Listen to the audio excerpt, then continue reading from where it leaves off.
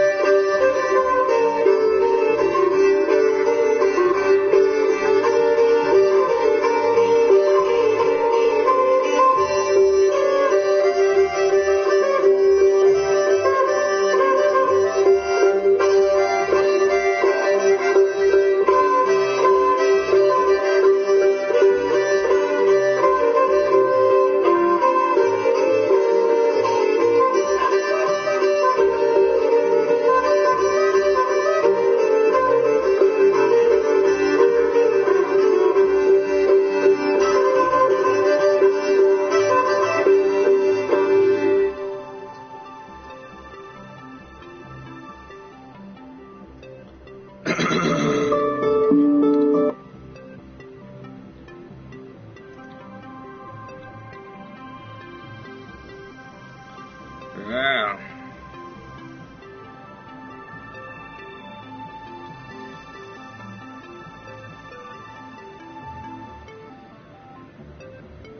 Jesse Stewart cold beer.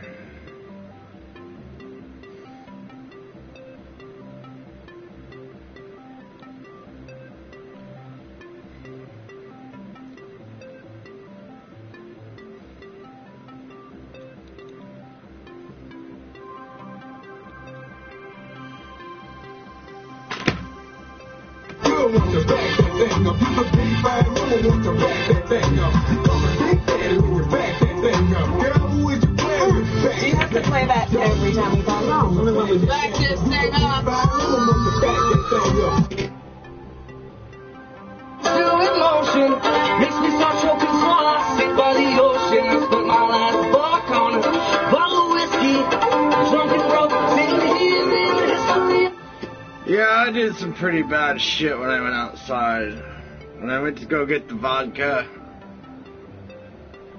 I started hanging out with these homeless dudes. Even shared my drink with them. I'll never do that again.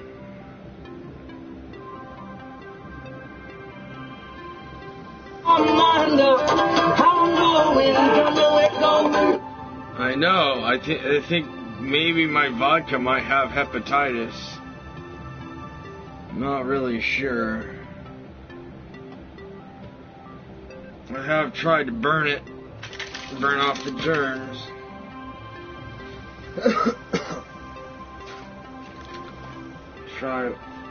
Let's just make sure this fucking bottle's clean. Should really be drinking it out of a glass.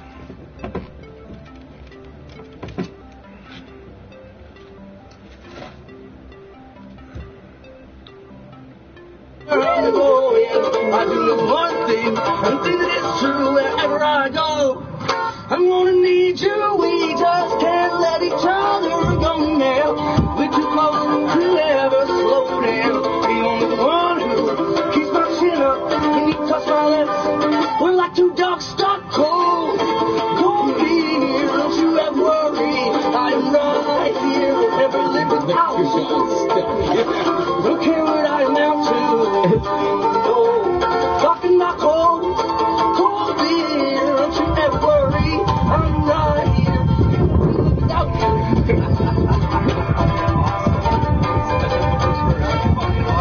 I'll pick you up, I'll take you home and sit on my couch.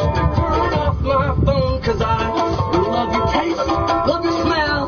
Who'd have ever thought that we could do so well? Hell, I guess we're meant for each other, so like the microphone and my buddy Bruce Buffer, I can't really express my joy, sort of like a scrap between all's good and bad, but I can't take my eyes off you.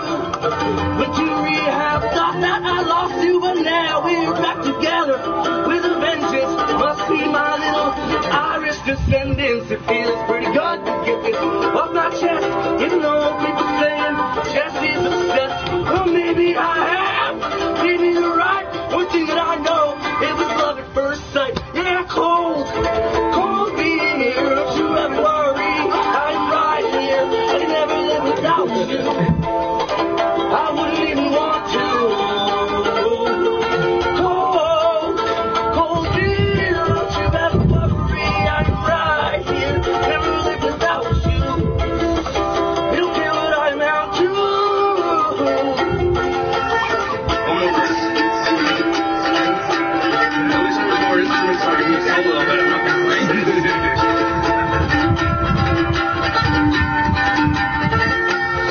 When I'm sitting on my stoop, feeling kinda lonely, 'cause me and Brenda fighting, so I called up the homies. Their wives busy hanging out in front of Sobeys. There's only one little fella who really knows me. He comes in a little brown lumber can, sits in my hands till I can barely stand. He's part of the band, he's part of the team. Took me under his wing when I was just a teen. Every time he comes around, it always takes me back to when I had a fake ID and a little dirt stash. Hit a road so pull the box to the floor and top boy, cold shot beer, cold beer. Worry, I'm lonely, me and Brenda fighting, so I called up the homies. Their wives busy hanging out in front of Sobeys. There's only one little fella who really knows me. He comes in a little. I wish his stupid ass friends could shut the fuck up while he's playing the music. Brown lumber can, sits in my hands till I can barely stand. He's part of the band, he's part of the team. Took me under his wing when I was just a teen. Every time he comes around, it always takes me back to when I had a fake ID and a little dirt stash. Hit a road so pull the box to the floor and top boy, cold shot beer, cold beer. Worry.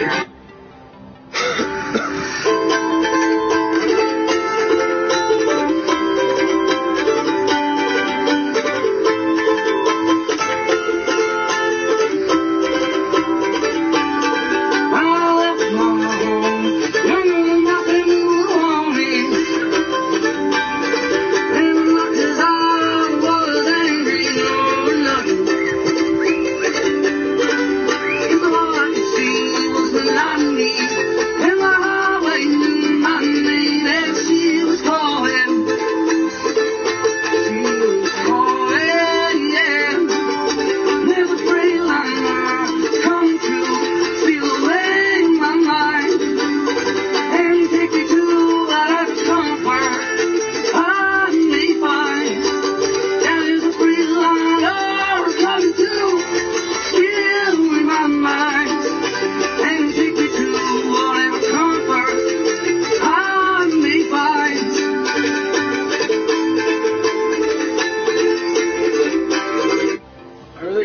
it matters if I get hepatitis or not, dude.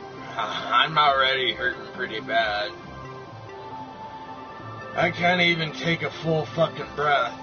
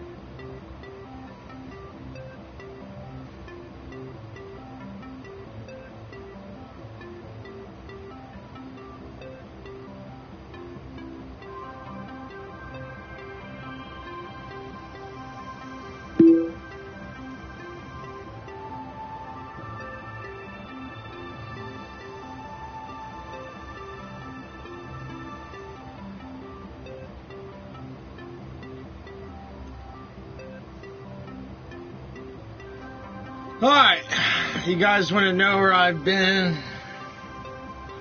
When I went to go get the vodka, there was a homeless guy, and I couldn't help but to sit next to him and start hanging out and chatting. So I hung out with him, and then another homeless dude showed up. He wanted some of my vodka, so I gave him a sip, straight out of the bottle. I know I'm gonna get hepatitis now. And,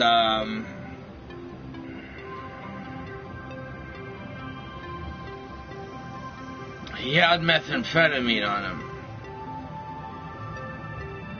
I didn't do any, but I nearly did. I was like, hey man, can I get a bump? I even asked for it.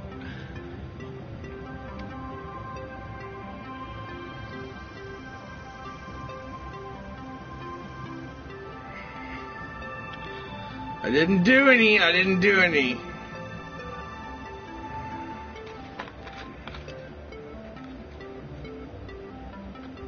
But I wanted to. Is the damn thing, dude.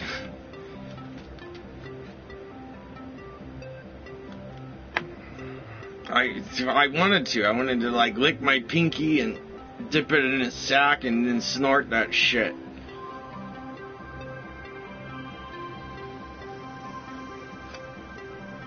I didn't, but I nearly did. This snort some man's homeless fucking... I know. I'll never ever hang out with homeless people again. Because I probably am getting hepatitis. Because I gave him a drink out of my bottle. I don't care, dude. This bottle is mine. I'm drinking it.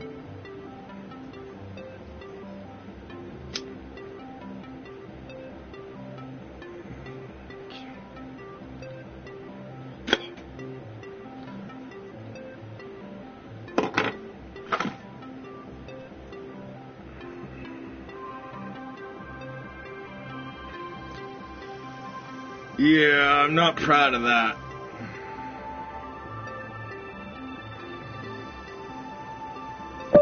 Jesse Stewart.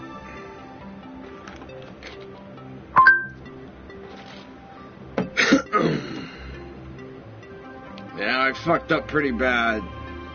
Dude, I barely made it home. I barely made it home.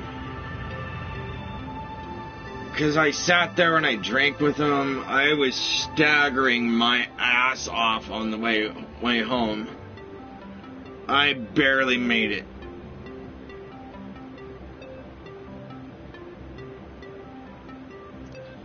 I made it back hours and hours and hours ago, but I was unable to do anything when I got back. I passed out.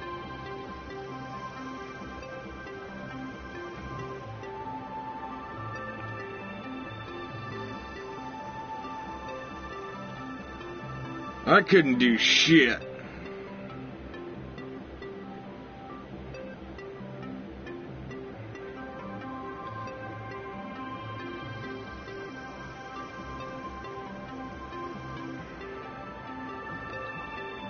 I hit the ground and I hit it pretty hard.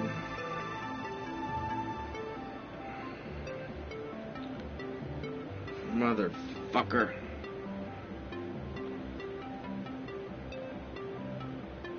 This cock-sucking fucking whore. Fuck with me, will you?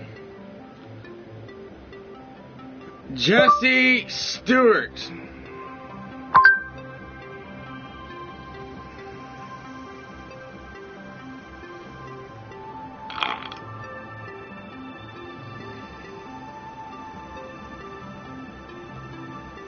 God damn it. Good enough.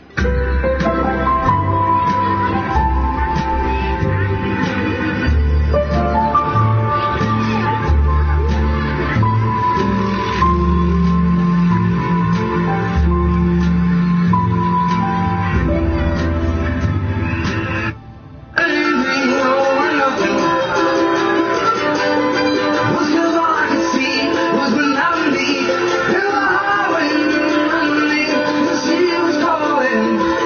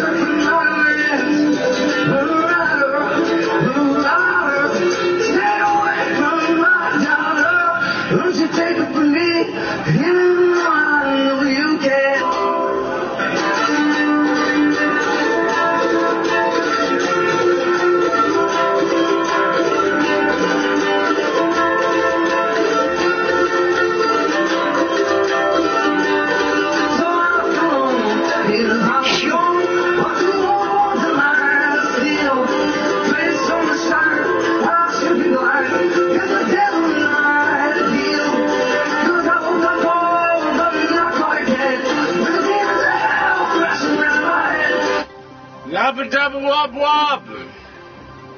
Now that you see what I've become of me, I've left the booth, I'm an RCMP. He said, Marauder,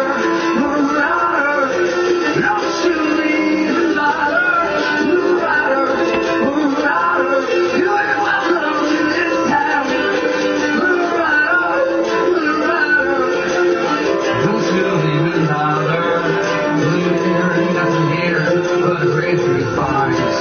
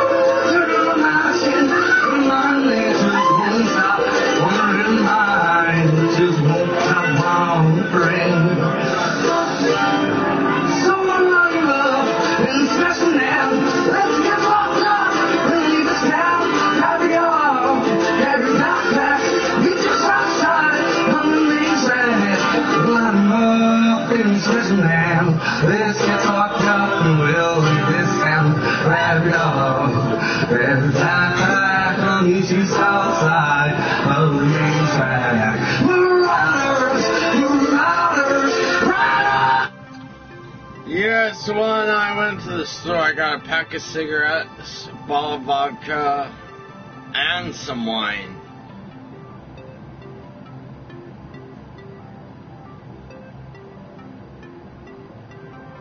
That's right.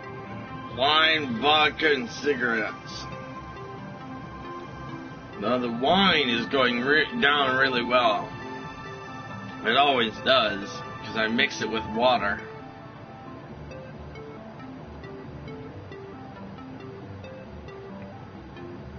That's what killed Alexander the Great. Fucking mixing the wine with water.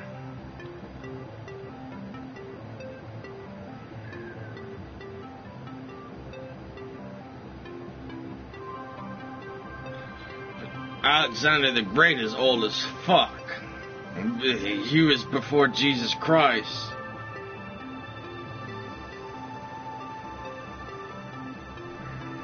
Damn shame they burnt that fucking library. What happened? I don't know. I think the Muslims invaded and they burnt down the library.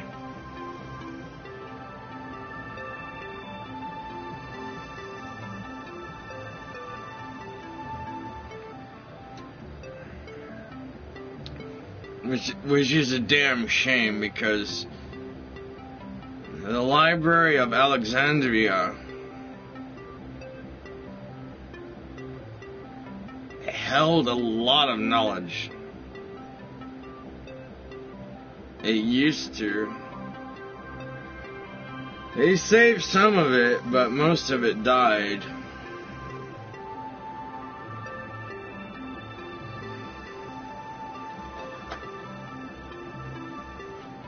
It was a huge loss to humankind, because that's how knowledgeable the library was. We were not supposed to lose that motherfucker. And we did.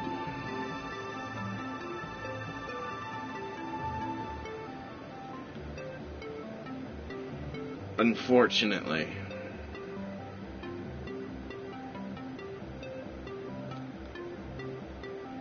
You know,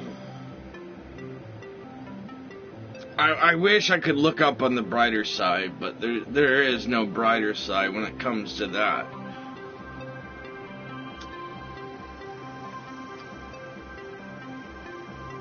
Anywho,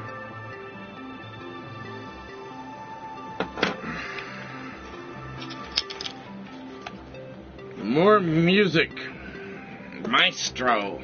Music maestro.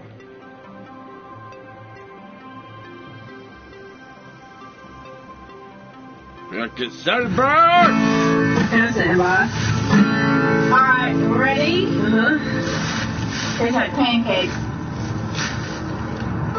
5, 6, 7, 8. Well, I was so brand new, walking around Williamsburg.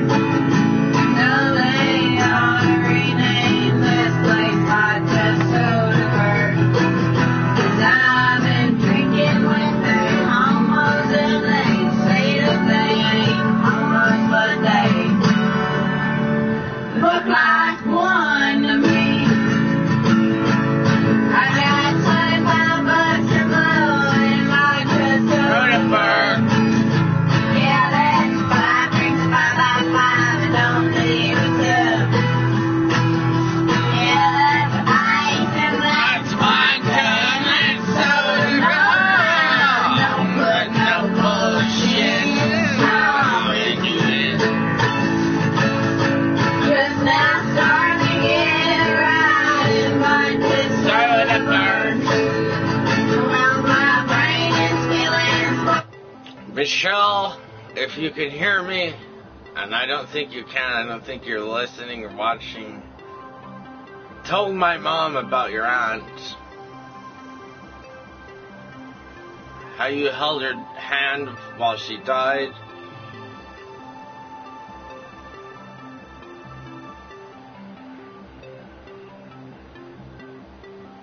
How you had to pull the cord. By cord, meaning feeding tubes and breathing tubes. Sorry you had to go through that experience.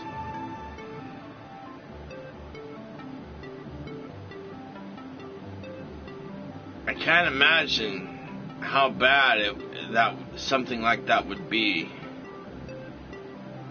I couldn't do it. I couldn't do it.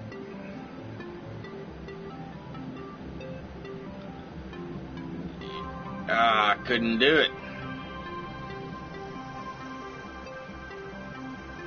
I'd have to get one of my cousins to do it.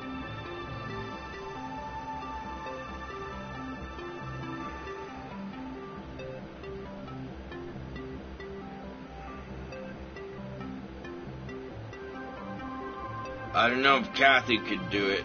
She might be able to. She is named after my mom. What better person to pull the plug? I couldn't do it. I couldn't do it.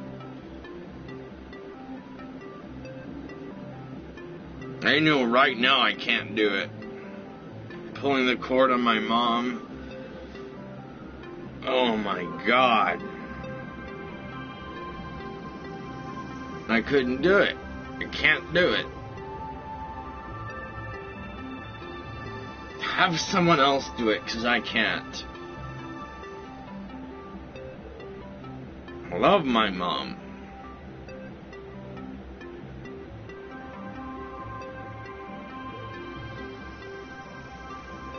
There's no way. There's no way. Not me.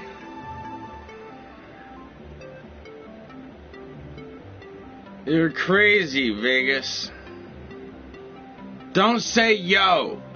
Say it like a white dude, you Irish piece of shit. You're crazy. You cocksucker. Say it like, if you're gonna say it, then say it like a white dude.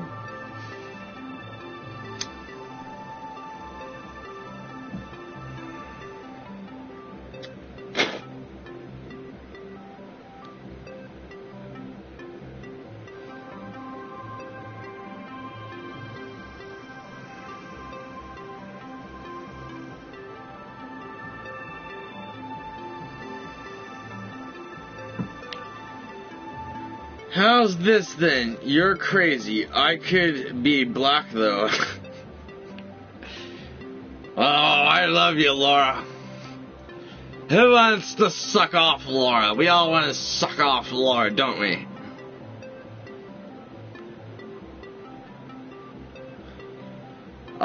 You come in here and you're like a ray of sunshine.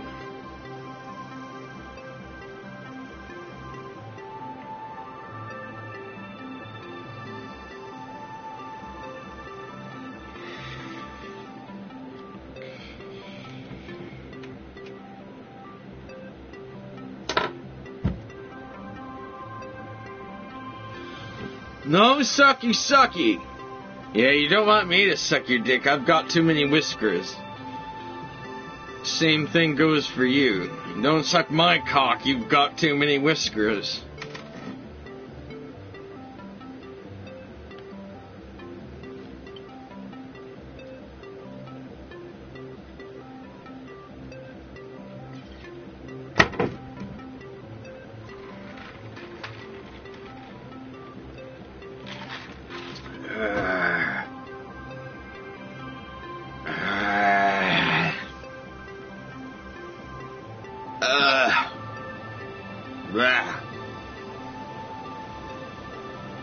Blah. Blah. Your mouth like a vagina teeth. I'd love to do a drink stream with you. That shit be awesome. I know I'm awesome, 'cause I'm fucking drunk.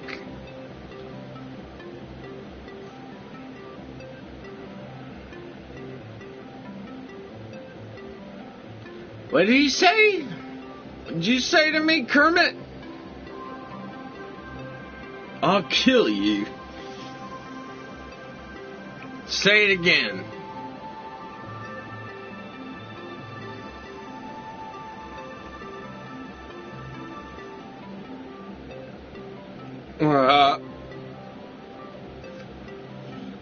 All my friends are drunk.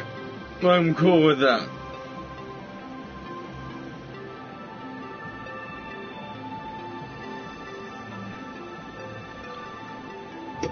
Suck a dick. Suck a dick, Laura!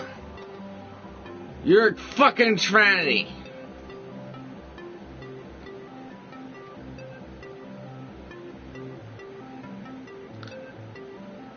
Kermit's a prick. I've got a tranny and a prick in here. What are you gonna do about it? What are you gonna do about it?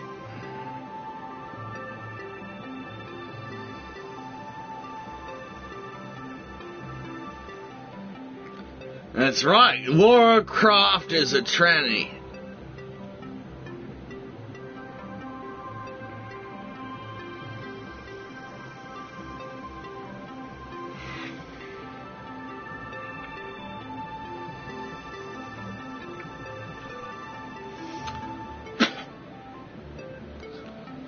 Aren't you, Laura?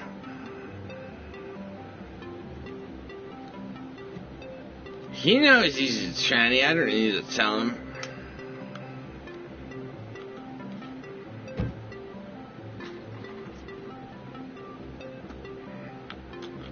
Isn't that right?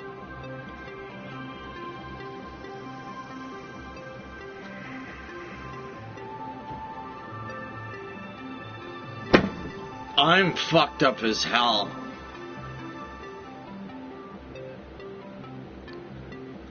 I'm like really, really drunk.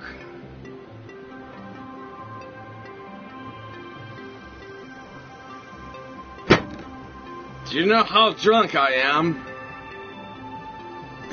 I don't think you do.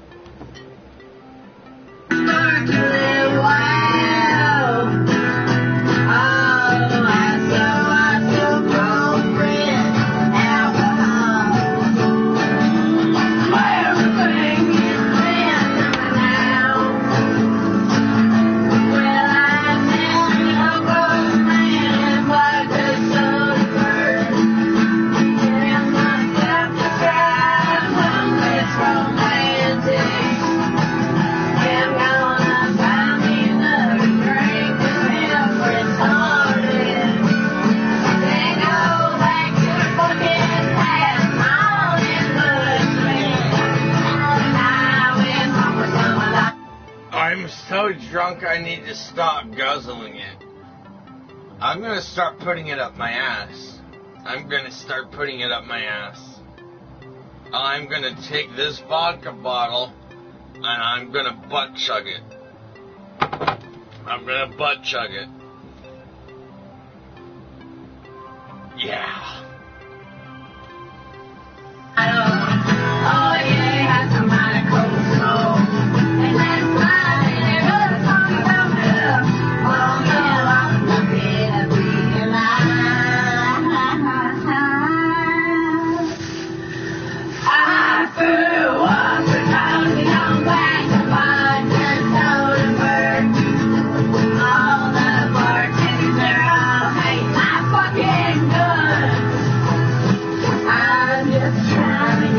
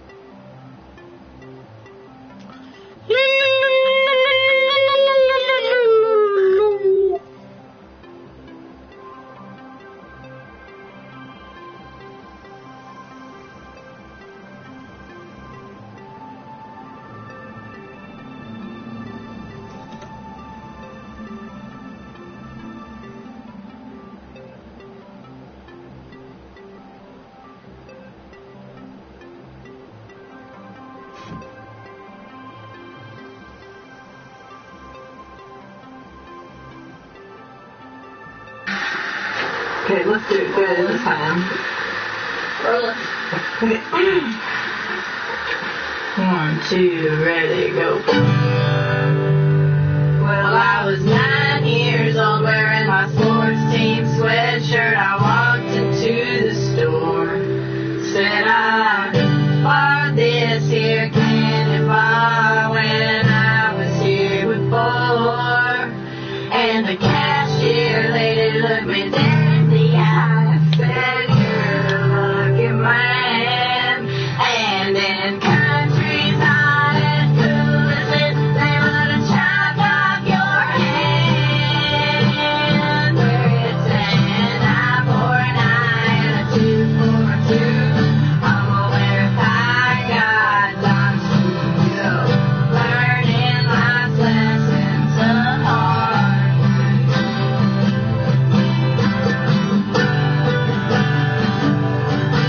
Fast forward 10 years later, I was drunk as fuck. I couldn't keep a tail lines. I wrecked my truck. Neighbor came out yelling about his bird bath, waving around a fire. Here's my Second Amendment. I went through Desert Storm, where it was an eye for an eye and a tooth for a tooth. I'm gonna verify God's honest truth. Learning life's lessons the hard way.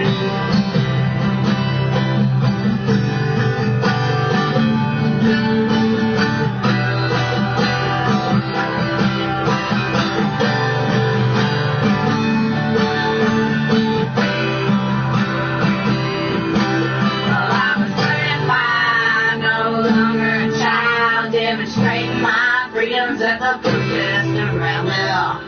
They was all like, "Give 'em the chair." I was all like, "Get a kiss, bitch up in there.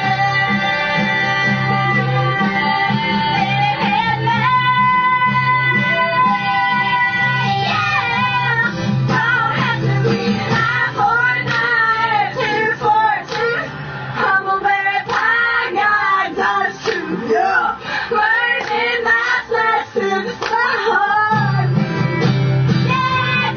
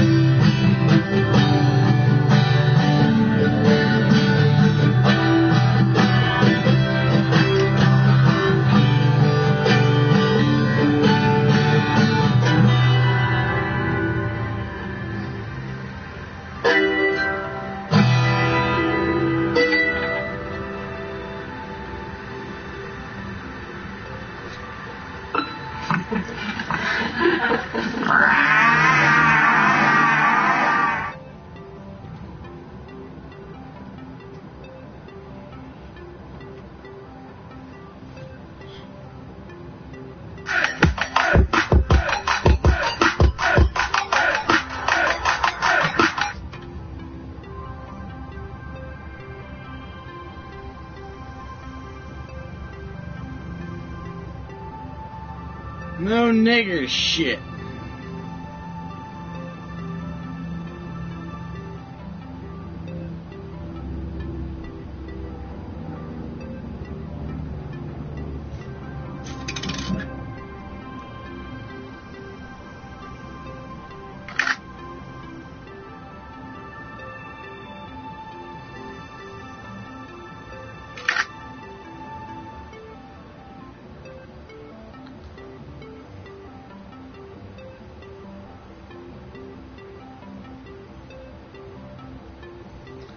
No niggers.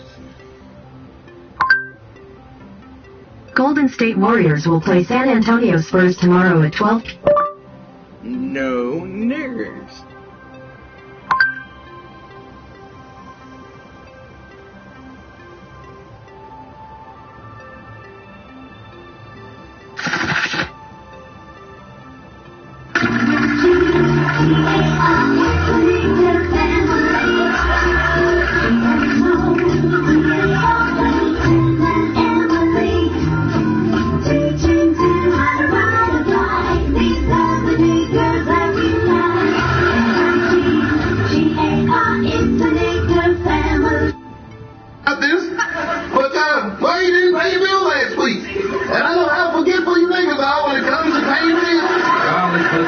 My mind.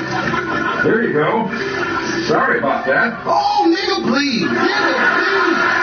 Well, take care of this damn word. Have a hot date with the wife tonight. All right, take care. All right, please, nigga.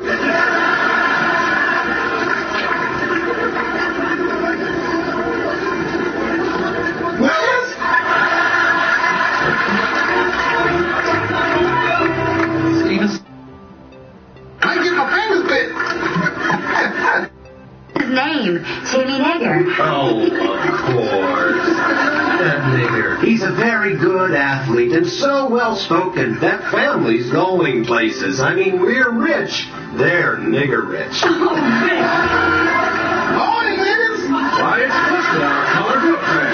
And it's my favorite family to deliver milk to. The next.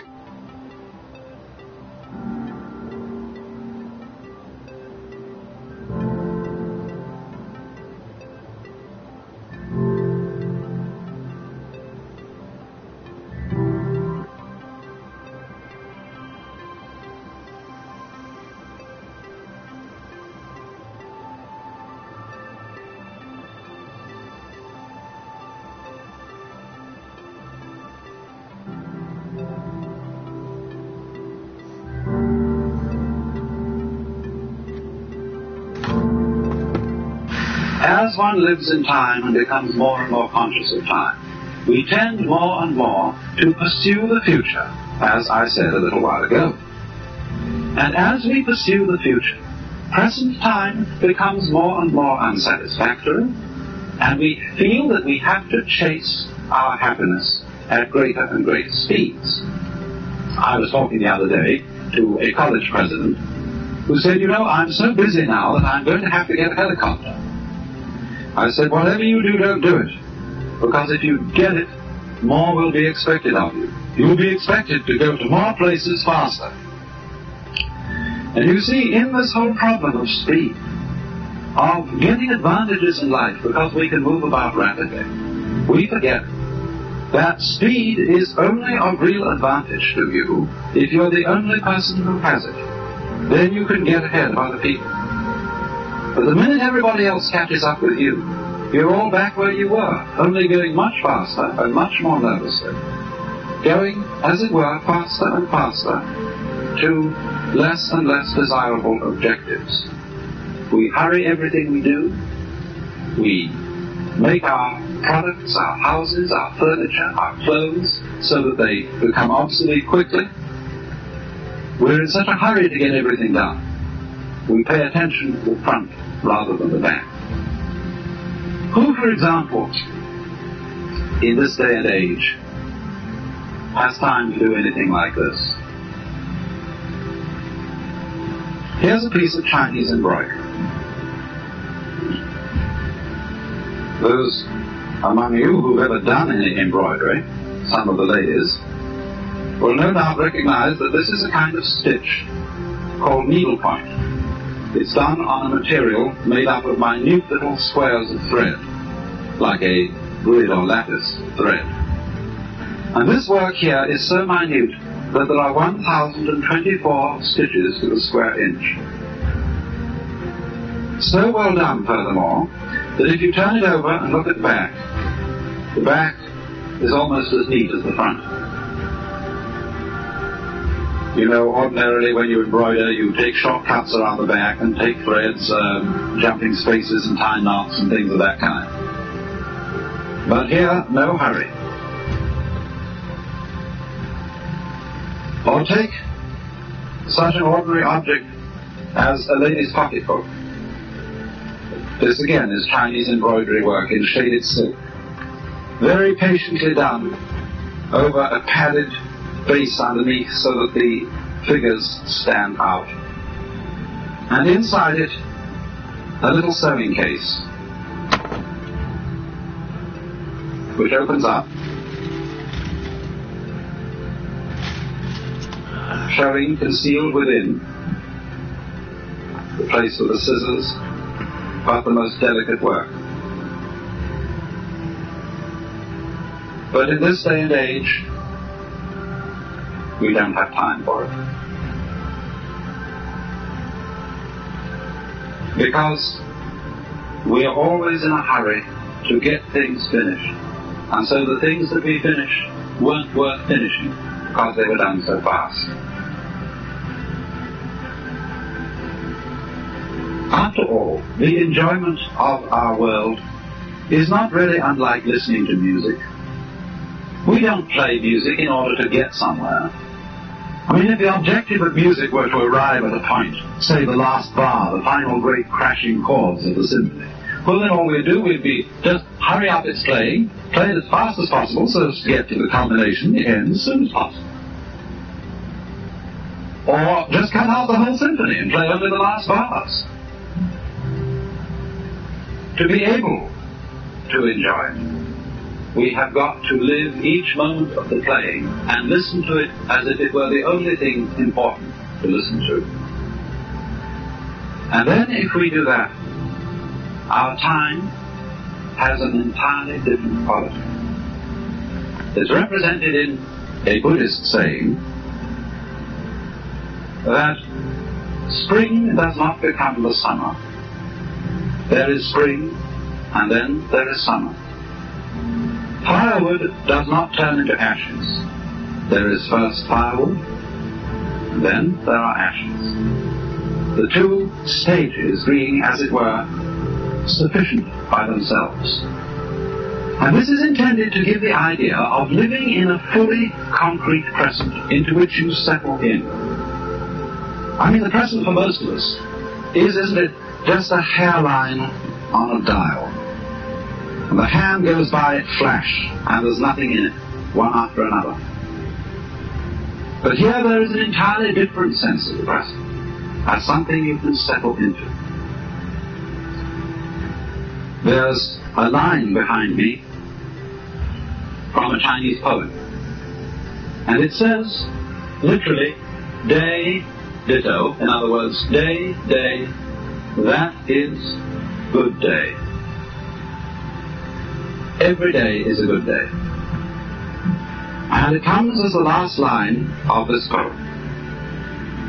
In spring, hundreds of flowers. In summer, refreshing breeze. In autumn, the moon.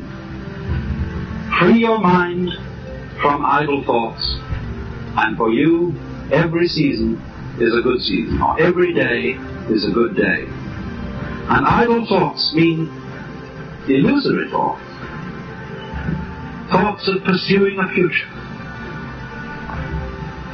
thoughts of making one's happiness depend on something which isn't here at all.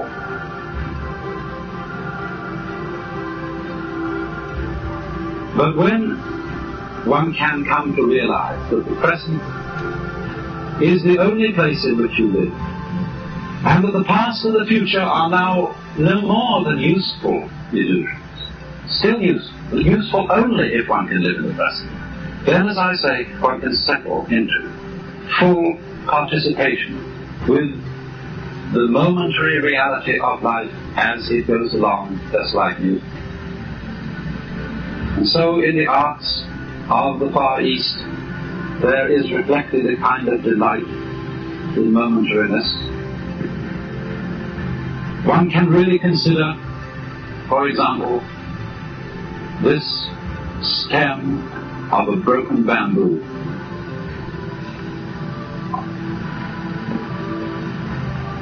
Or, not only in painting, but in poetry, a poem in the Japanese haiku style, poems which just crystallize a single moment.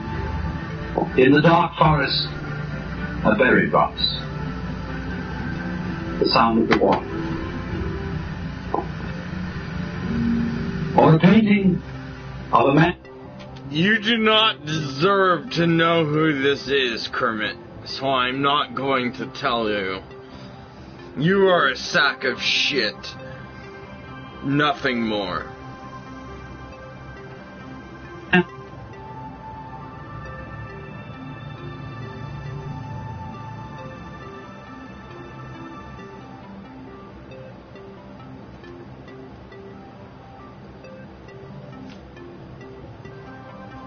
I don't need to tell you who this is, because I won't. You don't deserve it,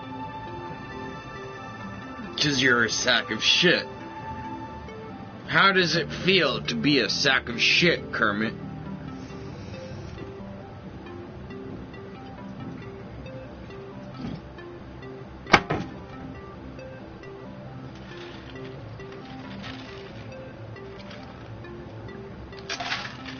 I don't need to tell you who this is.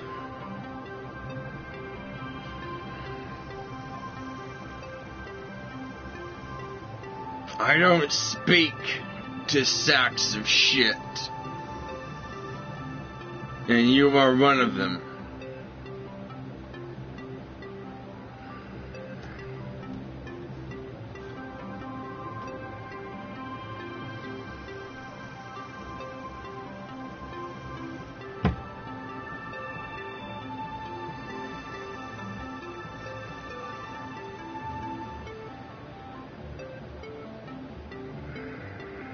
Creatures as we look at different games, as we look at chess, checkers, backgammon, tennis, with the tree game, the beetle game, the grass game, or you can look at them as you look at different styles of music, mazurkas, waltzes, sonata, etc., all down the line. There are all these different things doing their stuff. And we're doing that. Now, existence, you see, is something that is spontaneous. The Chinese word for nature, zhiran, means that which happens of itself. Your hair grows by itself. Your heart beats by itself. You breathe pretty much by itself. Your glands secrete their essences by themselves. You don't have voluntary control over these things. So we say it happens spontaneously. So when you go to sleep, and you try to go to sleep, you interfere with the spontaneous process of going to sleep. Try to breathe, real hard, and you find you get balled up in your breathing. So, if you're going to be human, you just have to trust yourself to have bowel movements and go to sleep and digest your food. Of course, if something goes seriously wrong and you need a surgeon, that's another matter. But by and large, the healthy human being doesn't, right from the start of life, need surgical interference. And he lets it happen by itself. So with the whole picture, that is fundamental to it. You've got to let go. and let it happen. Because if you don't, you're going to be all clutched up.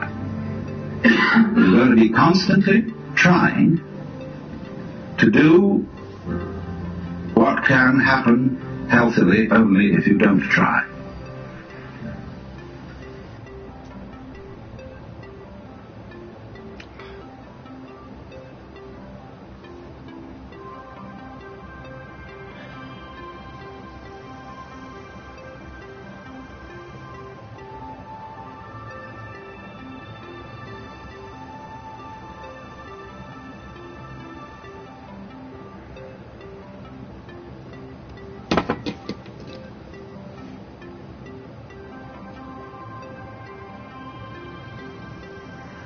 A kind of empty mask which hasn't got any real life behind it. And all its protestations of love and goodwill are hollow.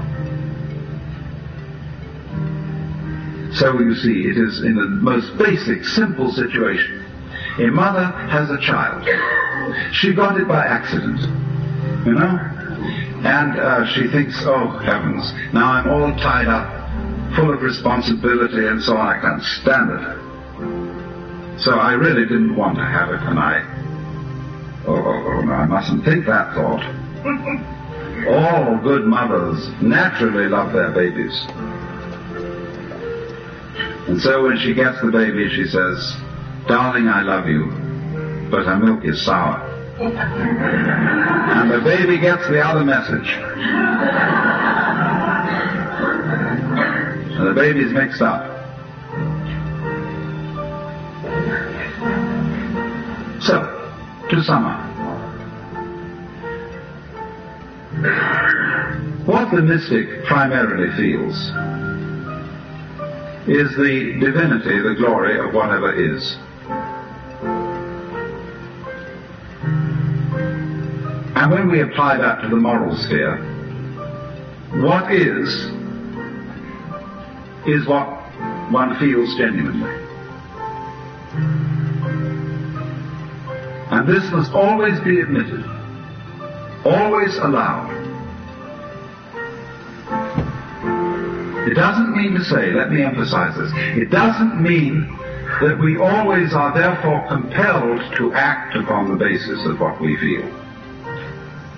That is to say, that to kill the person we hate. Hatred does not necessarily lead to violence. It is unacknowledged hatred that leads to violence.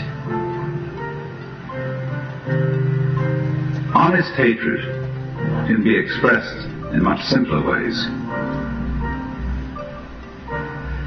But the expression, the recognition, the acceptance of what is honestly felt is the moral equivalent of the vision that whatever exists is a manifestation of the divine.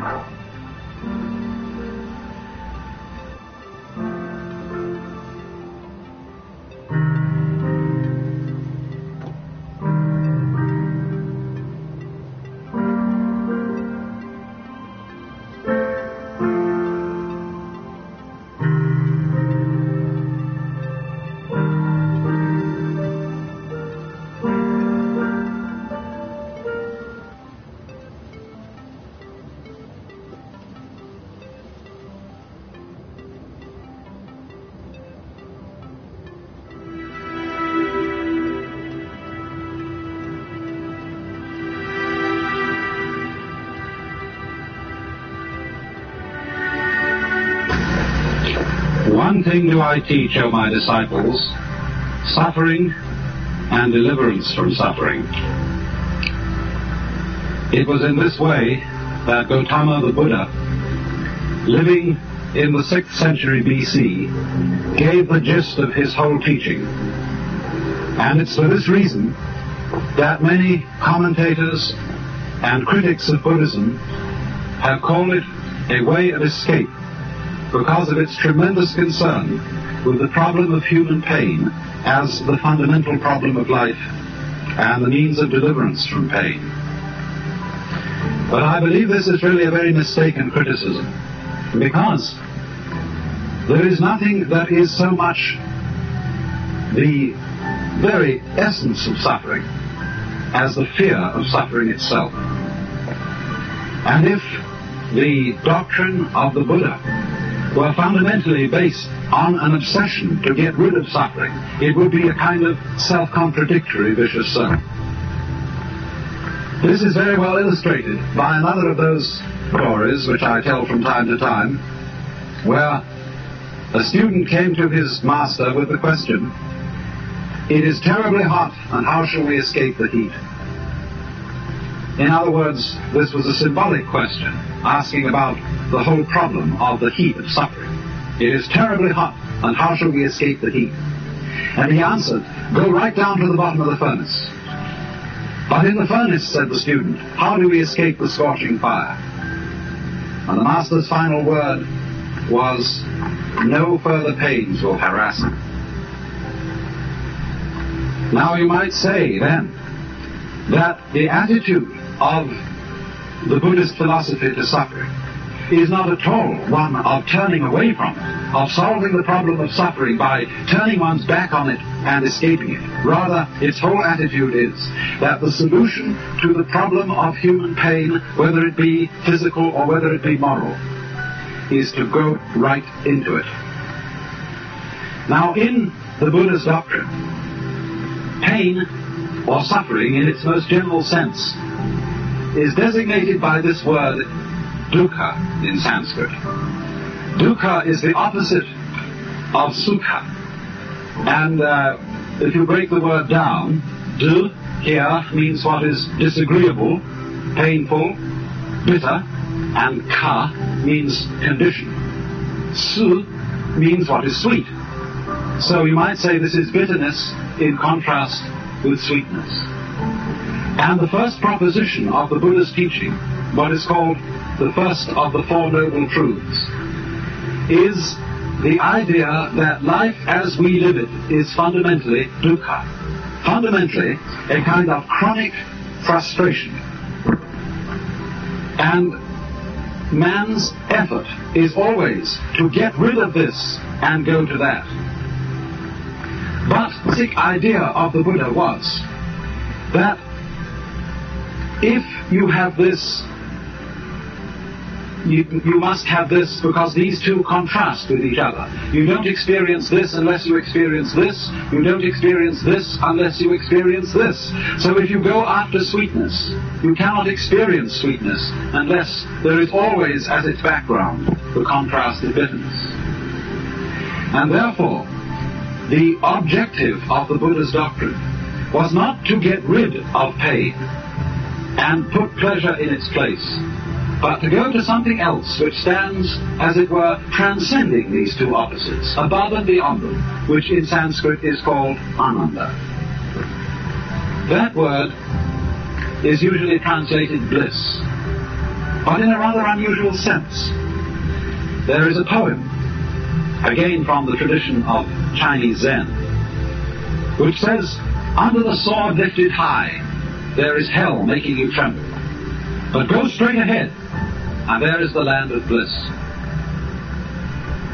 And so bliss here has a very special meaning. It isn't bliss in contrast to agony. And I think probably the best way of translating the word ananda is to use the English word ecstasy. Now, then our problem is simply this.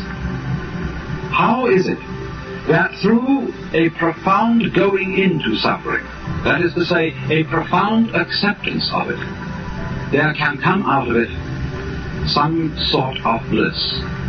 This is the problem we have to understand. Now, first of all, by way of illustration, I would like you to consider a mild but nevertheless chronic form of suffering which we constantly undergo, the experience of fear. What is fear? What, in other words, when you are afraid, are you actually feeling? A great deal of the doctrine of primitive Buddhism, as we have it recorded from the Buddha's own teachings, is concerned with close attentiveness to one's inner feelings and states of mind. A careful watching of them to find out what they really are. And supposing then you're afraid, what happens to you? Many people, when asked this question, seem strangely unaware. Their thoughts are concentrated on the particular imagination of the feared event happening. In other words, the person is afraid of having a certain sickness, disease, and he keeps thinking of what it might be like to have that disease.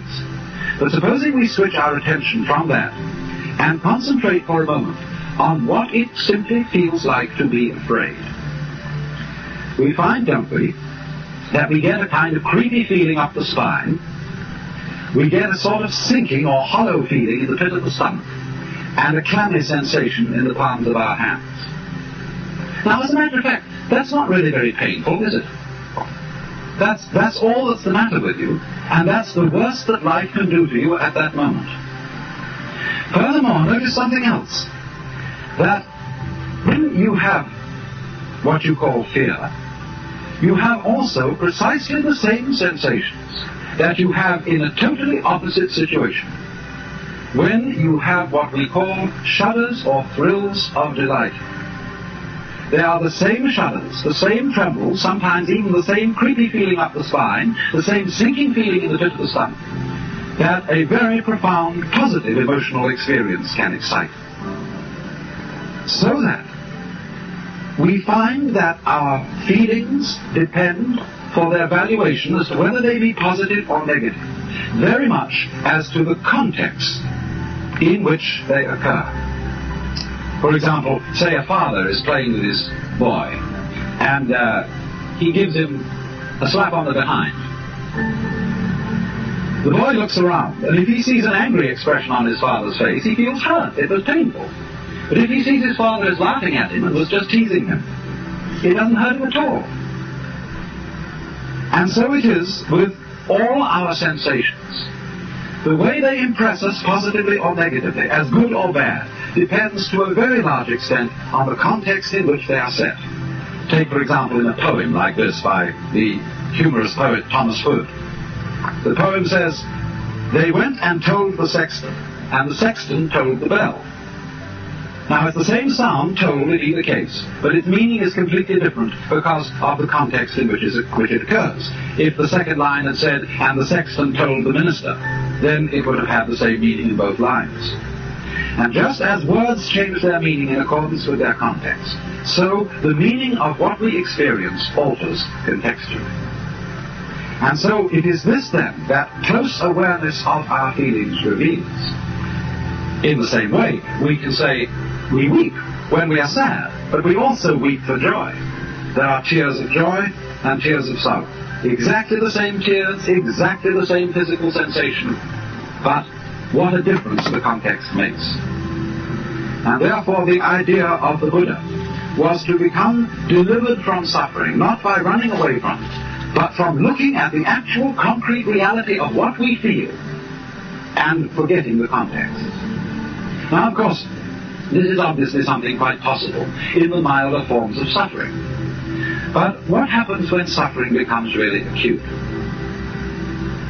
Perhaps, as an illustration of this, I might turn to a very extraordinary work of art. It is a sculpture of Saint Teresa by Bernini. Look at that face and try and decide what feeling that face is expressing. Is it agony? Is it a rapture of delight which would, as we say, cause one almost to swoon? What is it? Actually, if you look back and see the whole scene, you will see that the saint is confronted by an angel who is piercing her with a dart, the dart representing the divine love. And so the figure represents Saint Teresa in ecstasy, in profound joy, profound delight at the state, the inner feeling of her union with the Godhead. And this is exactly what is meant by ananda, ecstasy, for pleasure and pain in their most intense forms, both producing that we could call ecstasy. A very striking illustration of this has been given recently. Some of you may have heard of the work of a British obstetrician by the name of Grantley Dick Reed, who has many students among obstetricians in this country. For as you know, the pains of childbirth can be some of the severest pains that a human being can undergo. And the point of Dr. Reed's work has been to show that if you change a woman's attitude to the experience of childbirth, if, in other words, you stop calling these feelings pains, and instead you call them tensions, and if, before childbirth, you train her to relax, to let go of herself, and, as it were, cooperate with the tensions that she's experiencing, the whole character of childbirth can be changed. And many women who have undergone this pre-birth training say afterwards that what they might have expected to be an extremely unpleasant experience turned out to be a profoundly moving experience, even a joyous one. Now, of course, it's pretty clear that we can do something like that when the context of a painful experience is very positive, as it is with childbirth. After all, this is a created event. But wouldn't it be a very different matter in the case of the pains of death? Would it be possible, for example, to look upon the pains of death as natural tensions, and so have an entirely different attitude? I don't know why not. After all, we fear death, we have a negative attitude to death, largely because of social conditioning. It's what we've been taught. For example, just to give another illustration and then get back to the subject of death. The idea of being sick, vomiting, is something which most of us regard as disgusting. But is it actually disgusting? Don't we revolt with the feeling of disgust from it? Because when we were little children and we were sick and we threw up, our mothers went, "Ah," and we caught from them the emotional attitude toward that kind of experience, so that it reverberates and echoes with us ever afterwards. Well, it's rather the same with death, because death is, after all, beneficent. If we never died, not only would our world become hopelessly overpopulated, not only might we become utterly bored with century after century after century of experience without intermission, we might crave death after the first 500 years of life. And never to be able to have it would be like the torture of a chronic and fantastic insomnia. So, if death is fundamentally merciful, if it is natural, if it is something that is just as much an integral part of being a human being as having a head or having hands, then would it not be possible to have a changed attitude to death in any community or society, so that in due course people could begin to look upon the pain attending death in the same way as they can be taught to look upon the pain attending birth?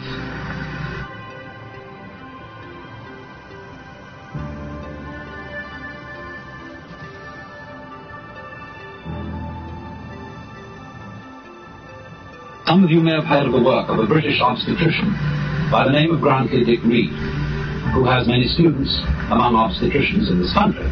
For as you know, the pains of childbirth can be some of the severest pains that a human being can undergo. And the point of Dr. Reed's work has been to show that if you change a woman's attitude to the experience of childbirth, if, in other words, you stop calling these feelings pains, and instead you call them tensions, and if, before childbirth, you train her to relax, to let go of herself, and, as it were, cooperate with the tensions that she's experiencing, the whole character of childbirth can be changed. And many women who have undergone this pre-birth training say afterwards that what they might have expected to be an extremely unpleasant experience turned out to be a profoundly moving experience, even a joyous one. Now, of course, it's pretty clear that we can do something like that when the context of a painful experience is very positive, as it is with childbirth. After all, this is a created event. But wouldn't it be a very different matter in the case of the pains of death?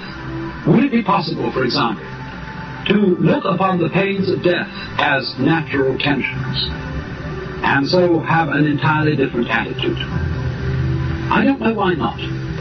After all, we fear death, we have a negative attitude to death, largely because of social conditioning. It's what we've been taught. For example, just to give another illustration and then get back to the subject of death.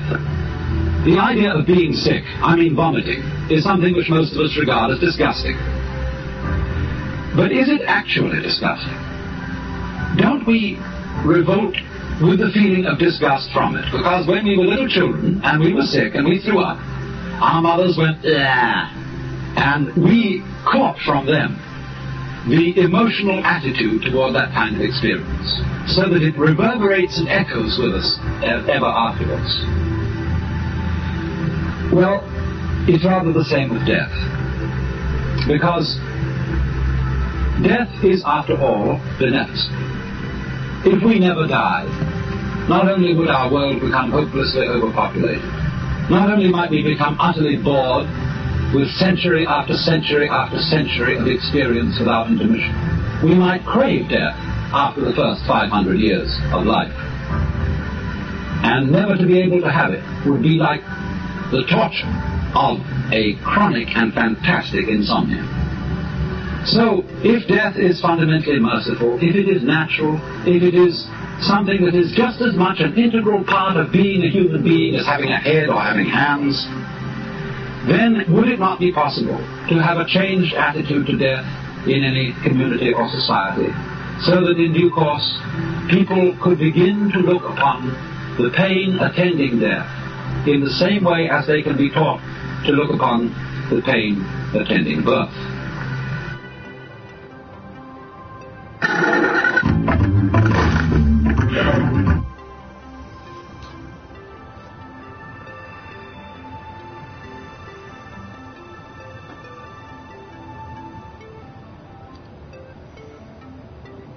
I think yes.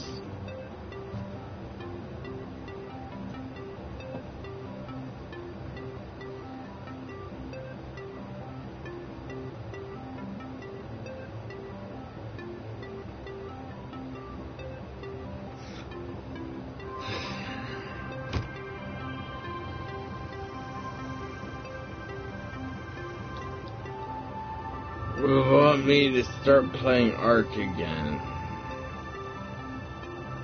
The hardest game in the world.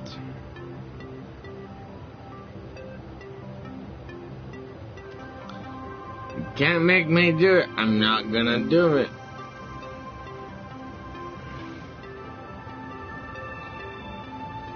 You play the hardest game in the world.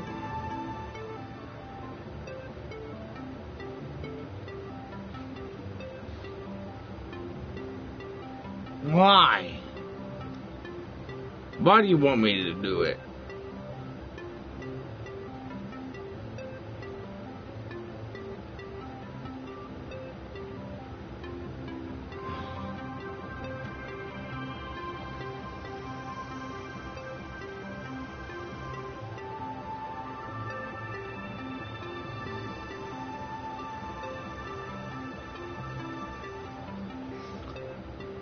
I kind of want to do it myself, but there's a huge piece of me that's screaming no. Don't do it. Don't do it, William.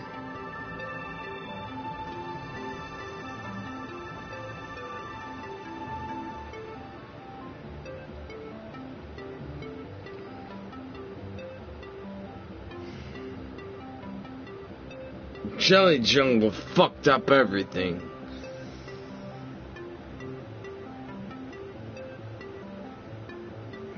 Prick bastard.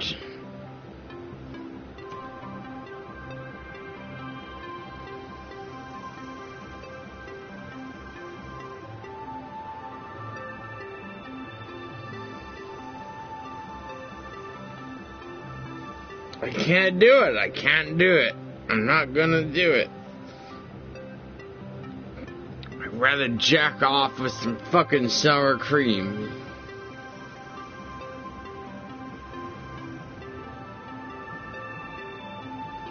God damn it!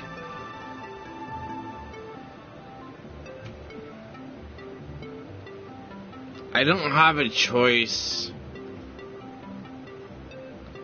I've created a clan, a tribe that is unbeatable, meaning that I cannot be destroyed.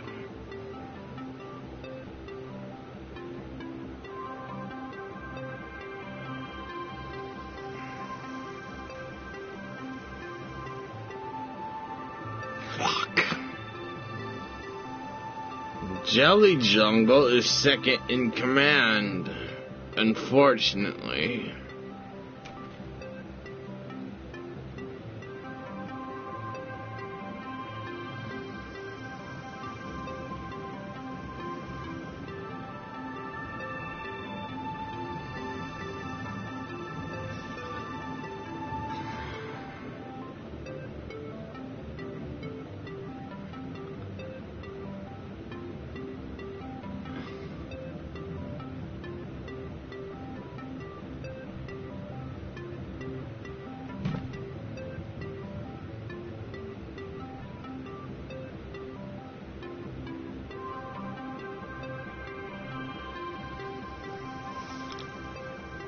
Jelly Jungle, I'm gonna kick your fucking ass.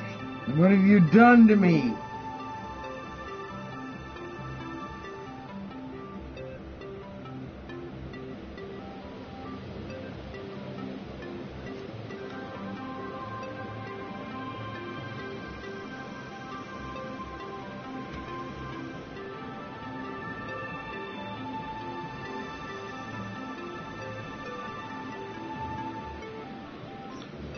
Fucking Jelly. I know what I'm about to do, and it's not gonna be good. I'm gonna have to fucking take a look at what Jelly's done. What have you done to me, Jelly? Prick bastard!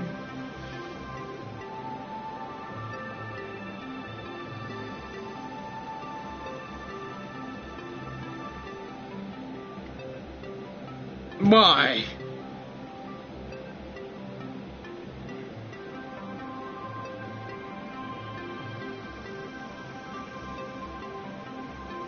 Why, Jelly? Why?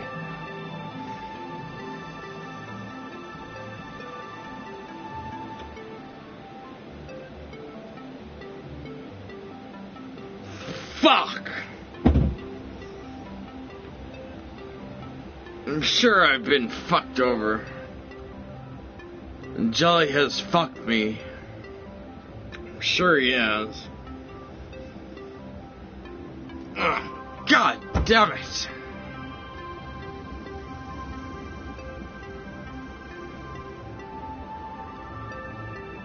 Why, Jelly? Why?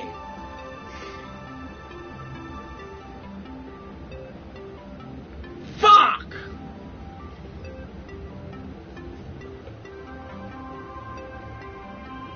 I know what I'm prepared for. I'm gonna log on and most of my dinos are gonna be dead. Thanks to Jelly. Jelly sucks at the fucking game. Just tell me what he's killed the Pteranodon. Probably 2 Pteranodons. Thanks for that, Jelly.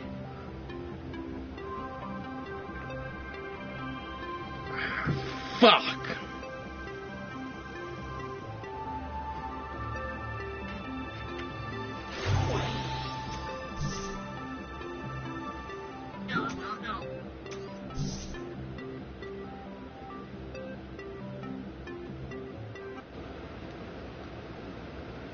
I'm gonna go get fucked by Jelly.